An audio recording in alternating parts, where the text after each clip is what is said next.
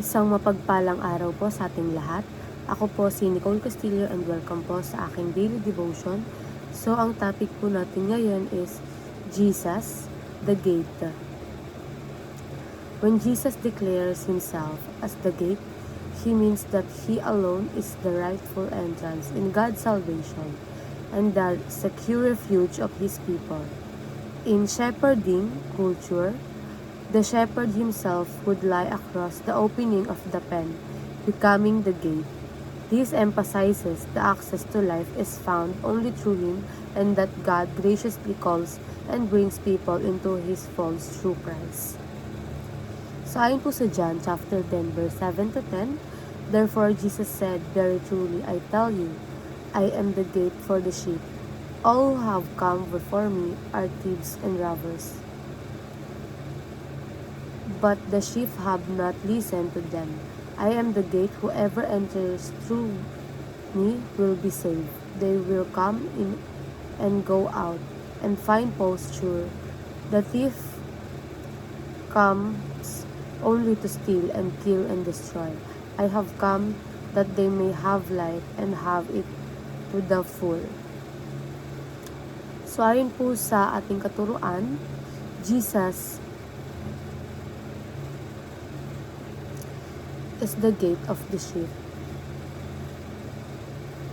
Siya ang tamang entrance papunta sa kaligtasan at sa buhay na may kasiguraduhan. Tulad ng tupa na dumaan lang sa gate para maging safe, tayo rin ay dapat dumaan kay Jesus sa lahat ng aspects ng ating buhay. Next is, Jesus is the only way to salvation of the sheep. Si Jesus ang nag-iisang daan tungo sa kaligtasan. Walang ibang paraan, hindi good works lang, hindi religion lang, kundi personal relationship kay God.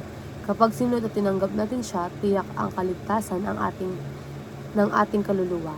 And Jesus is the protection of the sheep against thieves. So si Jesus ang tagapagtanggol ng mga tupa laban sa magnanakaw na sumisimbolo kay Satan at sa masasamang impluwensya. Pinoprotektahan tayo laban sa kasinungalingan, kasalanan at namang gustong sumira sa ating pananampalataya. And sa applications naman po, stop following strangers, instead run away. So huwag tayong sumunod sa strangers o mga maling boses, mga turo o impluwensyang hindi galing kay Jesus.